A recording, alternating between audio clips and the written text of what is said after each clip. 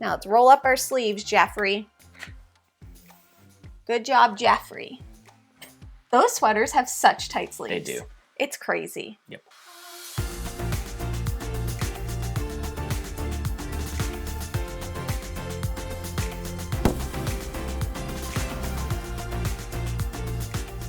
Hello everyone, welcome back to Foster the Meeple, a channel all about board games. And board gamey things. Exactly. We're back again today, my friends, with another board game snapshot. Bezier! I never know at what level you're going to do it, and it scares me every single time. Bezier! So for anybody that doesn't know, the Board Game Snapshot series is a series where we do 5 mini reviews or previews depending on the game. Tell you our thoughts about some games that we've been playing recently. Almost all of these were sent to us for review. I think everything with the exception of one thing. So we'll let you know what's what when we get to the what's what. Okay, people? Now there's one thing now there's 2 things. There's toys on the table. The other thing is, if you didn't already know, we have a Kickstarter, and that Kickstarter is currently live, and it will be live until September 22nd. And if you're curious to learn more, I'll put the link to both the Kickstarter and our Kickstarter video in the description below, so you can watch that, so you can learn about all the benefits. But in just the tiniest little nutshell, we're raising money for the channel so we can upgrade some stuff and also some things. Yep. So, Stuff and things. If you're interested in supporting, all the information in the description below. It's not, you don't have to, but if you would like to, we would certainly appreciate it. Yep. And that's our little blurb on the Kickstarter. All right, let's start with one of yours. Sure. First up from Bezier Games, and this was... Gifted. Mm-hmm. This one was gifted to us at Gen Con. We have Seers Catalogue. Seers Catalogue, it's based off of an older game, isn't it? It's based off of a trick-taking game called Of What's Left. Yeah. So it's the same game, different theme. Okay, so the theme is kind of playing off of the old Seers Catalogue. Remember? Well, Jeff remembers. I That's certainly where remember. His mom bought all of his t-shirts from. Just quick caveat here. So I grew up, we didn't have a lot of money. Every year before school started, my mom would be like, all right, pick a shirt. And like, it was a basic t-shirt. And she'd be like, what colors do you want? Get all the different colors. I'd have to pick like 5 colors of the same basic t-shirt. It would be like yellow, orange, red. Maybe blue. Yeah, literally like a cartoon character. Yeah. Anywho, Seers Catalogue's a play off of that, but also a play off of like Seers. Like the werewolf series. Like, I don't know how to describe what a seer is. A seer like, can is see the someone future. who sees the future. Yeah. But anyway, so that's the theme. Ultimately, this is a trick-taking game where you are trying to shed your cards. In this game, each trick is going to have a certain type of meld, which is basically like sets or runs, and you have to match that meld, but play higher cards. So if it was like 3 3s, you would have to play 3 4s or pass. If you pass, you're out of the current trick. Ultimately, like I mentioned, you're just trying to get rid of your cards. If you have fewer than 5 cards in your hand, you then go into the bonus, which just means you are going to score differently depending on what happens at the end, who goes out, and that sort of thing. And you're not allowed to pass at that point. Correct. You must play if you can. Correct. And ultimately, like I said, at the end of each trick, or each round, you're going to score how many points negative points based on how many cards you have in your hand. Basic premise there. That's the basic. There's some nuance. There's some special cards that you can get played out that everyone's kind of dealt out. There's some more nuance to it, but that's the basic premise. Have we played the original? We did. I just don't really remember. Let me just tell you a funny little story. We played this at Gen Con with our friends from Table Knots and Sam from Lord of the Board. Check them all out.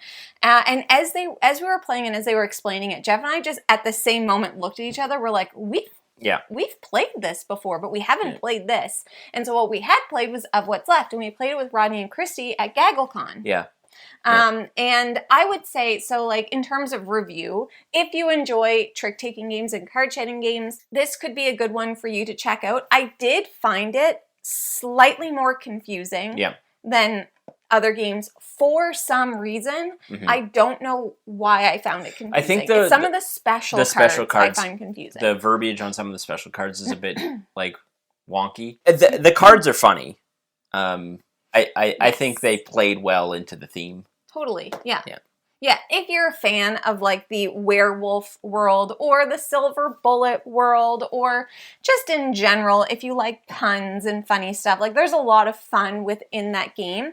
I just think that it's the type of trick-taking game that you might need to play a couple of times before you're like, oh, I see the strategy and I get what's going on here. I very much like trick-taking games that are shedding. I'm always the type of person that if I'm playing a trick-taking game that I want to like almost not win tricks, I prefer them. Like in Skull King, I'm always going to bid 0 because I like trying to get rid of my cards versus trying to win tricks. So I like that shedding trick-taking combo. Yeah, I would say, okay, so here's something. Jeff is extremely familiar with trick-taking, has been playing them his whole life. I am newer to trick-taking.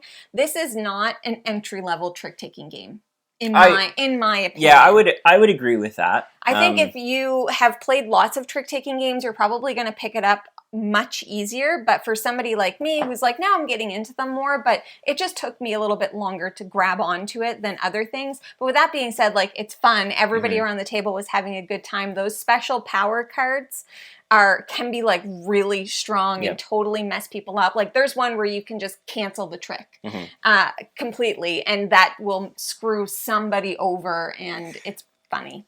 Yeah, I think the nuance comes in with those special cards because you start to grasp, because they use verbiage like meld, which isn't like, I mean, I can only think of like a couple other games that use that, like Innovation uses meld, that sort of thing. So it's one thing to like get used to how the game works, but then once those bonus cards are thrown in and it just kind of becomes like an extra thing you need to learn, it can increase the complexity, but it's not heavy by any means. But I agree with Jamie. If you're looking for an intro trick-taking game, this is probably not the one. But if you've already played trick-taking games, give her a try. Yep. All right, next up, we have a cure for what ails you from Risible Games, who very kindly sponsored this portion of the video. Now, this game is coming to Kickstarter on September 1st, which is tomorrow, okay? So I just want to tell you a little bit more about A Cure for What Ails You in case it sounds like something you might be interested in. Sure. All right? So this is an asymmetrical game where everybody is going to be playing as a different role. So you have the charlatan, the pharmacist, the hoodoo root doctor, and the voodoo Mama Juju. Voodoo Mama Juju, Voodoo Mambo. So it is set in like 1800s New Orleans, exactly. And essentially what you are trying to do in this game is you are trying to cure your patients. The game's going to be played over a series of turns, rounds, and cycles. So basically how it's going to work is everybody's going to take a turn. And after everybody takes a turn, that's one round. And after 4 rounds, that's one cycle. And that's going to matter because of the different kinds of patient cards that are going to come out. There's like wave 1 and 2, 3, and 4, okay? On your turn, you are going to choose an action to do. And whichever action you choose, you can do that same action as much as you can afford. So like if you're buying something, you can buy as much as you can afford. If you're doing whatever, you can continue doing it. Like some things you have to discard cards in order to be able to do the action. You can do it as much as you like, then that's your turn. So there's a bunch of different types of actions that you can take. There's card actions, there's patient actions, and then there's going to be some role-based actions, and that's where the asymmetry actually comes in. So every player is going to have their own little booklet that is going to explain all of their special things, the special actions that they can do. Everybody is also going to have a dark act portion that they can do, which essentially allows you to score some points off of the deceased. Very morbid, Very fun. You're going to continue doing that. And like I said, the main thing that you're trying to do is you're trying to cure your patients. And so each patient is going to have a list of ingredients that it needs, as well as some administration stuff. If you have met all of those things on the card, then you get to roll a d20 to kind of choose the fate. There's ways that you can modify your roll and all of this stuff, but based on what roll you get, it's going to make you do something. If you roll a natural 20, you've cured them. Makes sense. If you roll a nat 1, they died. They're dead, basically. So it's really like, you know, obviously the theme is very morbid and kind of like that kind of thing, but it's kind of tongue-in-cheek in that way where it's like, oh, well, this is, you know, it's meant to be humorous. It's like dark humor is kind of what we're going for here. So basically you're going to continue doing that until one of two things happens. Either the 2 times the amount of patients as there are players have died. So in a 2-player game, 4 patients have died, the game is going to end. Or you cure the first wave 4 patient. So there's a bit of like a timer that can go in that way. And then you're going to count up all your points, and the best healer is going to win. Okay? So that is a little bit about a cure for what ails you. Like I said, it is going to be on Kickstarter September 1st. I'm going to have the links and everything you need in the description below. And if you're interested in learning more, I would definitely recommend to go to the Kickstarter page, read some stuff, follow along, read reviews, watch the videos, and do all of those things. But I would say that this is a game for people who don't mind a little bit of cheeky, dark humor. You like asymmetrical games because, like I said, it is very asymmetrical in terms of, you know, what you're actually able to do, and every player is going to play slightly differently. But that's a cure for what ails you. So if you are interested, links in the description below. Nolans. Jeffrey? All right, next up is another one from Gen Con, but we purchased this one. Actually, our friends Ben and Sarah purchased this. That's true. Did we give them money, or they wouldn't let us? They wouldn't let us. We bought them breakfast. We did buy them breakfast. That's true. They waited in line for this bad boy because this was one of the hits of Gen Con. Sleeper hit. Sleeper hit. That is the gang from Cosmos. I'm trying to angle it so you can actually see it. The gang is a cooperative poker game. A la The Crew. I was going to say, it's like Poker Crew. What I will say about the gang is you are effectively trying to organize your poker hands from least to strongest. Each round, you're going to basically take these chips that designate where you think your current hand is in terms of strength. With no information. With no information. You're not allowed, well, without any information communicating. Right. You can see what's out on the table in front of you because you're going to flip cards just like a normal poker hand. And then you're going to have 2 cards in your hand, Texas Hold'em style, and you're going to be kind of being like, oh, I have a 2, and you can't say this, but in your head you're like, I have a 2 and a 7, and there's a king, queen, ace out. I have a really bad hand. I'm going to take the lowest strength chip so that the team knows that I think I have the smallest hand. Then another card comes out and maybe it improves your hand, so maybe you take the 2. That's the game. You're going to be playing through scenarios that exist in this game, but that's the basic DNA of the game. It really does require you to understand and like poker, though. I very, very much liked this game. I'm not a fan of The Crew. I've said that multiple times on this channel.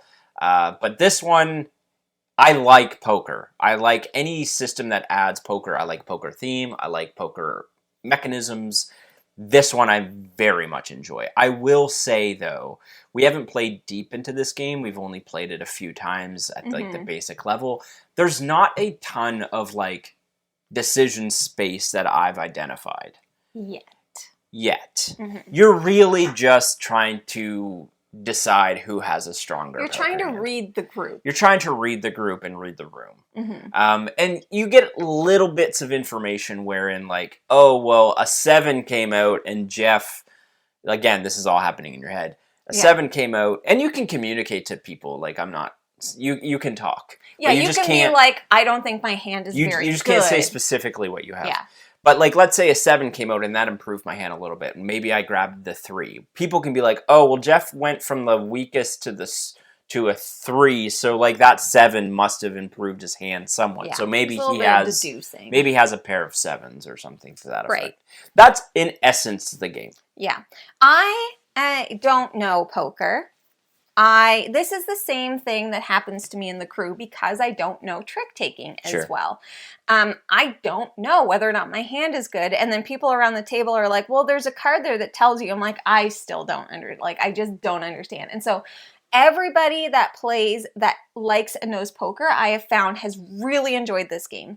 And the people that I've talked to that don't, that are like me, have been like, yeah, it's fine. But here's what I'll say. I still think that it's fun. I think it's totally group dependent, which is the case for most games. The reason why I think this is better than the crew, though, is because you have that element with the chips where everybody's like, oh, well, I'm going to take this because my hand is clearly improved. So it at least gives you some kind of information, whereas with the crew, you're kind of just like... hoping for the best. Yeah. So I want to play it again. Maybe we'll play it. Actually, we should definitely play it when Max and Danielle visit. And Max has played it. Yeah, and so anyways, I think that I can grow to like this as I learn more about poker, but my greatest knowledge of poker is Dice Town. True. And I'm going to tell you one thing. Dice Town poker is the elite poker. Yeah, I would say, for the most part, if you enjoy poker and poker hands, if you enjoy this would be one. And if that's not the case, it's probably not going to hit with you in full transparency. But if you do like poker, I think you'll love it. I think this would be a great game if you have a gamer in your life that likes poker but doesn't necessarily like board games or is interested in playing board games. I think this would be a really good segue from like poker players to, hey, it's a very simplistic game. All right, let's move in to the sponsor of today's video. Let's do it. Okay, we're going to be talking about StarDriven Gateway from Rock Manor Games. Ooh, Rock Manor. Rock Manor Games. As in? A la Set-A-Watch. Set-A-Watch, which everybody boys. knows. I love Set-A-Watch. So this is going to be their new game, which is launching on GameFound on October 1st. You know the drill. Links and everything are going to be in the description below. All right, so this is a game for 1 to 4 players, and each player is going to be controlling their own starship. Have you heard of a starship? Yeah. They're in space. Yes. Yes. You're going to have crew that you're going to be assigning to different shipboards. You're going to be unlocking dice. Talk to me. You're activating ship activations or actions. And this is actually the first game in Rock Manor Games' new sci-fi universe. Oh. Yeah. So Rock Manor, for once again, if you don't know, like Set-A-Watch is very like fantasy-esque. They've got like some piratey stuff. So this is their first in their sci-fi universe.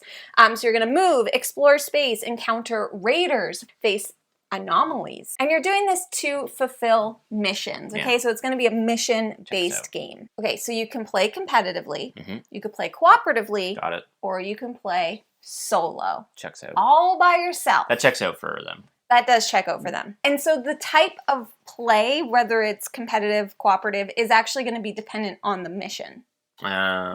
Which is cool. Really interesting. So it's going to change up the variability with the game. Determine the fate of distant colonies near an ancient alien gateway by following the link in the description below. What a good sales pitch right there, let me tell you. So if you're interested in StarDriven Gateway from Rock Manor Games, please go ahead and follow the GameFound campaign below. If you follow today, you can get a free gift. Nifty gifties! Nifty gifties! We love all of that so much. And a big shout out to Rock Manor Games for sponsoring this portion of the video. If you like sci-fi, if you like other Rock Manor games, if you like competitive/cooperative games, why not check out StarDriven Gateway? Last one up for me is another game from Gen Con. This one was gifted to us for this review, and that is General Orders World War II from Osprey Games. Woo! General Orders is a small box area control war game. In General Orders, you are basically trying to take over strategic locations on the map.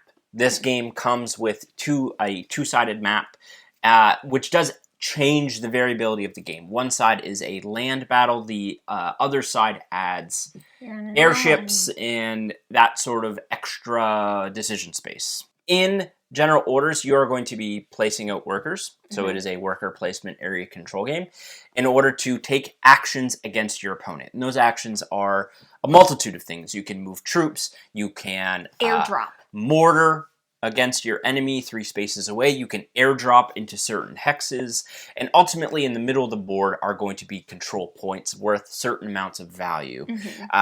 You can win this game by either a war of attrition, where by the end of the game, whoever has the most control points wins, or by defeating the other person's headquarters, which is on the far end of the map, which is a very difficult way of winning, but is an option. Very simple decision space in this. It is a very small box, war-themed game that feels similar to the Caesar, Blitzkrieg, and Dogfight series of games, if you've played any of those.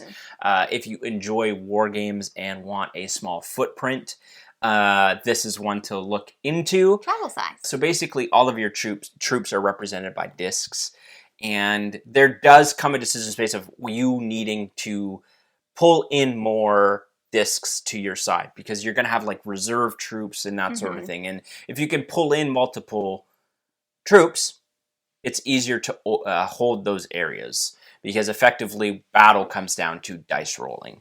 And depending on dice luck, you can remove troops and basically move in, that sort of thing. And the battle's really interesting because the defender actually gets to roll dice first. It's like a preemptive attack. Exactly. Preemptive so like defense. They'll roll, and for whatever hits they get, they can remove the attacker's pieces, and then it's just straight up equal. Yeah, then it just becomes you remove one, I remove one, until there's only one person left. So the defense actually has more of a benefit. Another thing, so do we like this game? I really enjoyed this game. I think one thing that I liked is that there's also cards that you can get, and the card play manipulates certain actions, and you don't know what people have. And so, as an example, my favorite action in this game was the airdrop. So you can drop troops, and then if you drop them into where there are other people, then you fight. And I kept pulling, I like to do it because I kept pulling cards that gave me a benefit for airdrop, like you get to roll more dice or whatever it might be. So yeah, the rule set very simple, but like strategic depth, like this is kind of like, it's almost not like chess, but a little chessy in terms of like you have to plan out what you're going to do. You have to like obviously look at what your opponent might be doing and trying to do. But yeah, it's just like a small little war game, like intro to war game. And where it's, you know, a decision space for that point of view is like it is an action to draw cards. So if you take an action to draw cards, yes, you're benefiting yourself down the road, but you're not manipulating the board. The worker placement action selection space is shared. So if you want to take an action that's on the shared space, you have to place something there to do it. And that basically blocks it off from your opponent. So there is this tug of hey, like I very much want that thing, but it might detriment the board right now. But because I felt in the game we recently played, I was being super aggressive on the board with my troops, but Jamie was like long conning me with her cards, and near at the very end of the game, she was able to do a bunch of stuff that effectively won her the game, which was really cool to see. And it's really interesting because like on the board, there's certain board spaces that let you do stuff. Like, again, if you're on the mortar space, you can take a mortar action, and that actually allows you to just, like, mortar enemies that are maybe infringing on your territory. Anytime there's a small box game that's going to get people into perhaps playing these bigger war games, I'm all for. We've stated numerous times on this channel, we are huge fans of what David does, and David is one of the designers of this game, as is Trevor. So, the Undaunted folk doing General Orders World War II, I think it's great if you're looking for a small box intro war game. Yeah. Last but not least, this is a game that we actually did a preview video for, but we haven't given our thoughts on it, and I just wanted to, because I freaking love this game. It is a very, very, very good game. So, and I haven't heard a ton of people talking about it, and so I just want to give this game a little bit more love. So this is River of Gold from Office Dog, and essentially in this game, you are traveling along a golden river. Oh, you can kind of see it. I'll have B-roll. It'll be fine.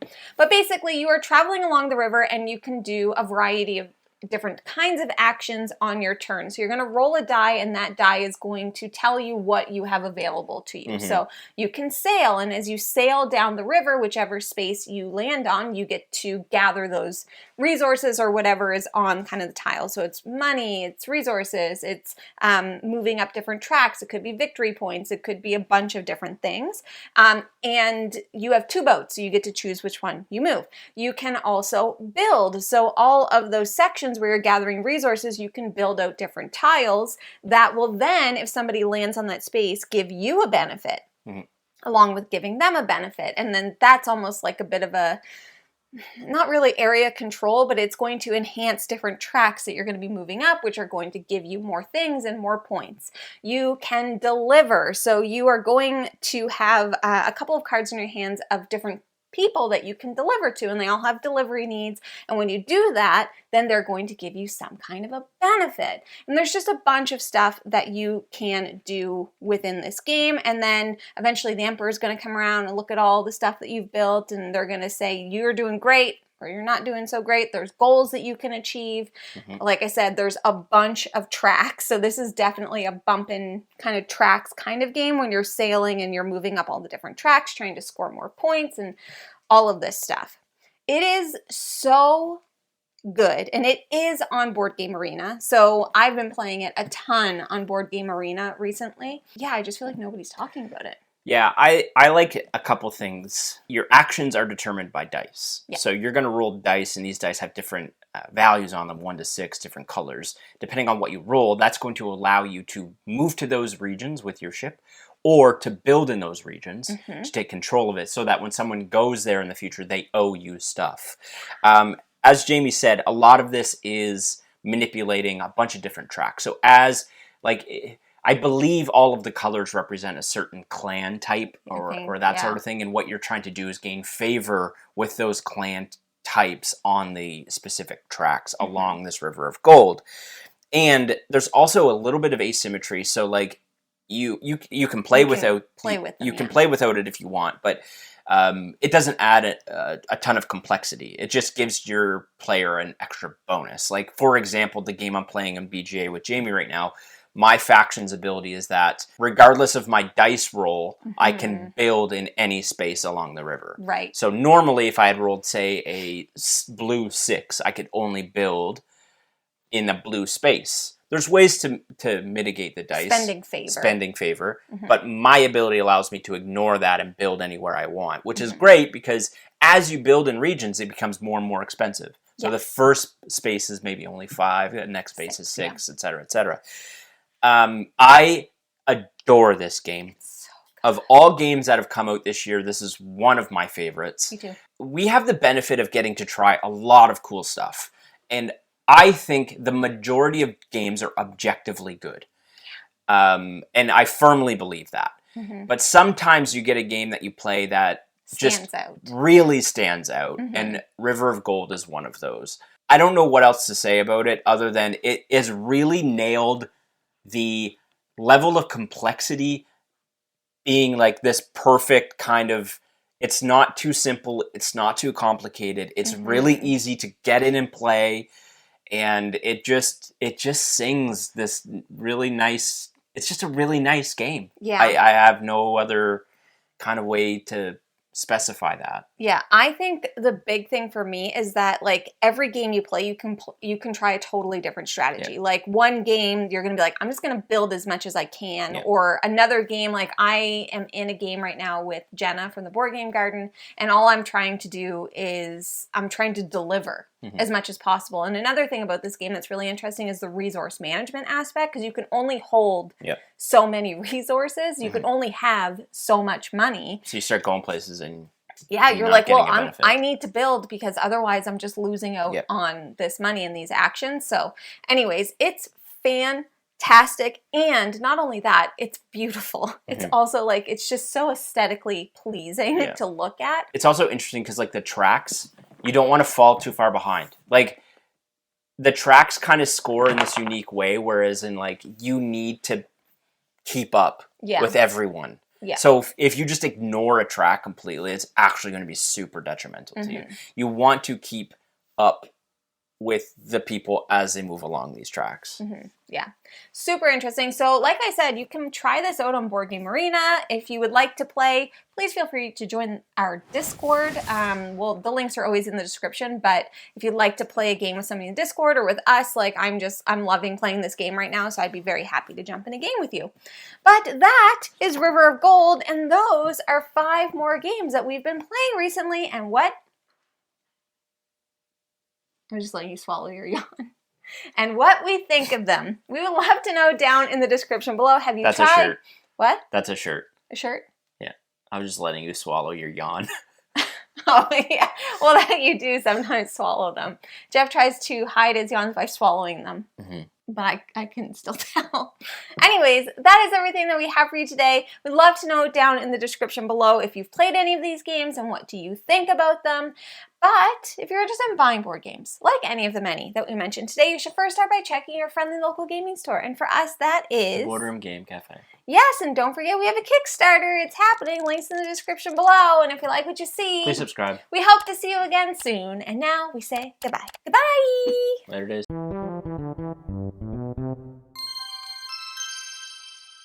Can I take a quick video of that? Sure. I'm sorry. That is like one of the coolest things I've seen. I can't... I'm like actually obsessed with that. There are toys on the table. Second. Yeah, there's like timing. What are you looking at? What? You were looking at something down here. No, was it? Oh. I was just Sometimes Jamie looks at my face as if there's something there, and then she'll pick at it. I could find something if you want. You have a red spot here. What was I going to say? We're talking about that game now. Set of Watch is only co-op and solo, though, right? They don't have a competitive mode. I don't think so. No. Yeah. It's gonna all you said that really matter of fact. I don't think so. I don't think so, Jeffrey. No. Determine the fate. Determine the fate. Determine the fate. This is like hegemony all over again. Hegemonic games. Star. But what I meant to say was star.